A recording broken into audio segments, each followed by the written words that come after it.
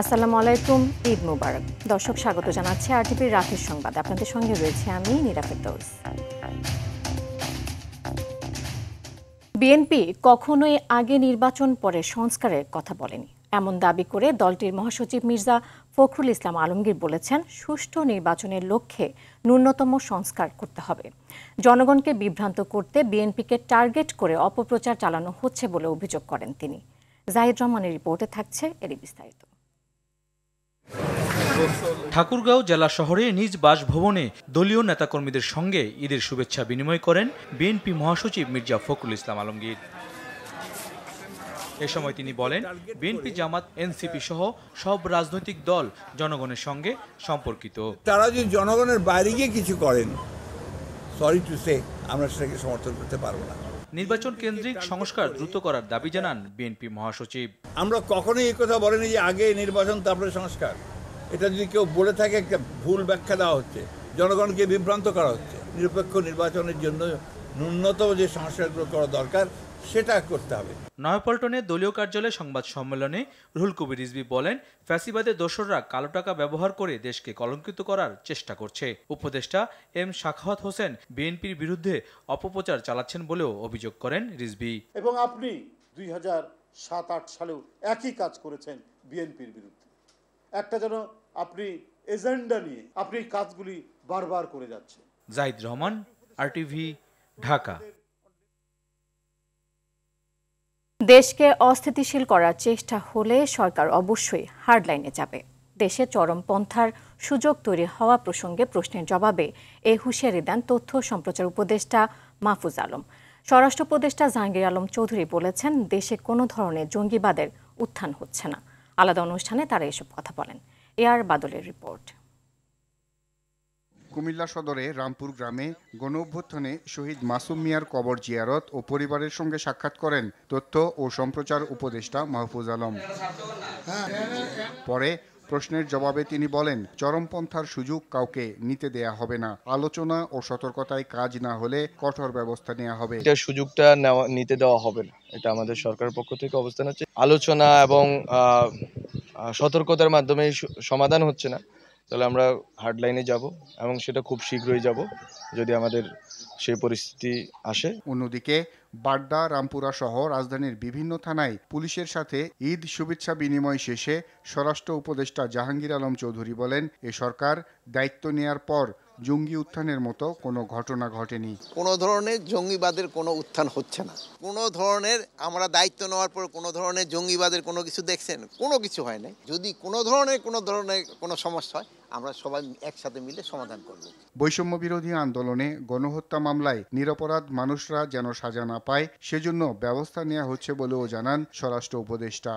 শুনেন না, এইটার ক্ষেত্রে আপনি যেই কথাটা বলছেন এটা 100% সত্যি, এটার ভিতরে কোনো ভুল নাই। ইভেন এজাহারে নাম নাই না, এজাহারে অনেকের নাম আছে যারা এই হত্যাকাণ্ডের সাথে জড়িত না। থানার ইনভেস্টিগেশন হবে না, এই জন্য কিন্তু আমরা আইজি লেভেল আমরা একটা কমিটি করে দিছি, যেন কোনো রকমে কোনোভাবেই কোনো নিরীহ লোক যেন সাজা না পায়। এআর বাদল, আরটিভি, ঢাকা। জুলাই আগস্টের গণহত্যার ঘটনায় শেখ হাসিনার মামলার খসড়া তদন্ত রিপোর্ট আন্তর্জাতিক অপরাধ ট্রাইব্যুনালের প্রসিকিউশনের হাতে এসেছে বলে জানিয়েছেন আন্তর্জাতিক অপরাধ ট্রাইব্যুনালের চিফ প্রসিকিউটর তাজুল ইসলাম। বলেন, একাধিকবার অপরাধ প্রমাণের তথ্য প্রমাণ মিলেছে খসড়া তদন্ত রিপোর্টে। পার পাওয়ার কোনো সুযোগ নেই। চূড়ান্ত তালিকা পেলে ব্যবস্থা নেওয়া হবে। তবে খসড়ার তদন্ত প্রতিবেদনের ভিত্তিতে আনুষ্ঠানিক চার্জ গঠন প্রক্রিয়া শুরু হচ্ছে। ষষ্ঠ বিমস্টেক সম্মেলনে কাল ব্যাংকক যাচ্ছেন প্রধান উপদেষ্টা ডক্টর মোহাম্মদ ইউনূস। সম্মেলনের সাইডলাইনে তার সঙ্গে ভারতের প্রধানমন্ত্রী নরেন্দ্র মোদীর বৈঠকের সম্ভাবনা রয়েছে। বিকেলে রাজধানীর ফরেন সার্ভিস একাডেমিতে এ তথ্য জানান প্রধান উপদেষ্টার উচ্চ পর্যায়ের প্রতিনিধি ডক্টর খলিলুর রহমান। সম্মেলনের শেষ দিনে বিমস্টেকের চেয়ারম্যানের দায়িত্ব নেবেন ডক্টর ইউনূস। এছাড়া সম্প্রতি প্রধান উপদেষ্টার চীন সফর প্রসঙ্গে ডক্টর খলিলুর বলেন, ভারত বাংলাদেশ সম্পর্কে চীন সফরের কোনো নেতিবাচক প্রভাব পড়বে না। প্রতিবেশী সব দেশের সঙ্গে বাংলাদেশ সুসম্পর্ক চায় বলে জানান তিনি।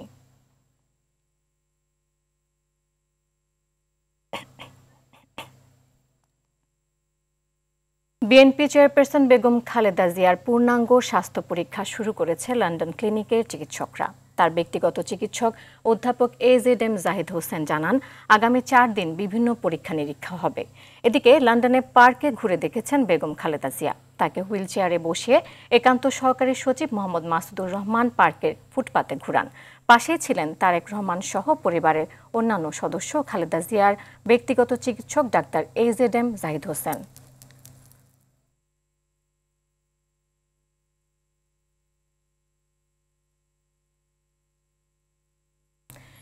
ঈদ আনন্দ উপভোগ করতে মানুষের ঢল নেমেছে জাতীয় চিড়িয়াখানায়। সারা বছরের কর্মব্যস্ততার ফাঁকে ঈদের দীর্ঘ ছুটিকে উপভোগ্য করে তুলতে হাজারো মানুষ ভিড় করছে চিড়িয়াখানায়।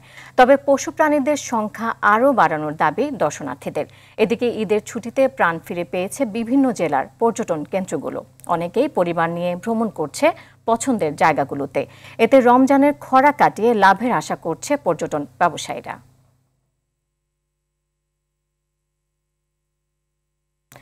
সড়ক দুর্ঘটনায় চট্টগ্রামে 10 জন সহ 4 জেলায় 15 জন নিহত হয়েছে। সকালে চট্টগ্রাম কক্সবাজার মহাসড়কের জাঙ্গালিয়ার যাত্রীবাহী বাসের সঙ্গে মাইক্রোবাসের সংঘর্ষ হয়। পরে অপর একটি মাইক্রোবাস দুর্ঘটনা কবলিত মাইক্রোবাসটিকে পেছন থেকে ধাক্কা দিলে ঘটনাস্থলেই 7 জনের মৃত্যু হয়। হাসপাতালে নেয়ার পর মারা যায় আরও 3 জন। কুষ্টিয়ায় প্রাইভেট কারের ধাক্কায় মোটরসাইকেল আরোহী মামা ভাগ্নির মৃত্যু হয়েছে। লালমনিরহাটে মোটরসাইকেল দুর্ঘটনায় 1 জন মারা গেছে। ব্রাহ্মণবাড়িয়ায় চলন্ত ট্রেনের ছাদে বসে টিকটক করার সময় নিচে পড়ে নিহত হয়েছে 2 জন।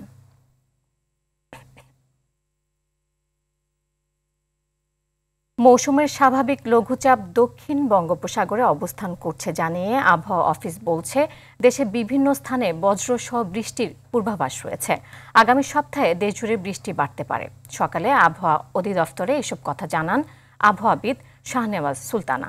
তিনি বলেন, আগামী 10 থেকে 12 এপ্রিল বৃষ্টিপাতের পর তাপমাত্রা আবারও বাড়তে পারে। পাকিস্তানের মাটি থেকে নারী বিশ্বকাপের মূল পর্ব নিশ্চিত করতে চায় বাংলাদেশ। বুধবার এমনটি জানিয়েছেন টাইগ্রেস অধিনায়ক নিগার সুলতানা জ্যোতি। আগামী 5 থেকে 19 এপ্রিল পাকিস্তানের লাহোরে অনুষ্ঠিত হবে নারী বিশ্বকাপের বাছাই পর্বের লড়াই। আসরে অংশ নিতে কাল পাকিস্তানের উদ্দেশ্যে রওনা করবে তারা।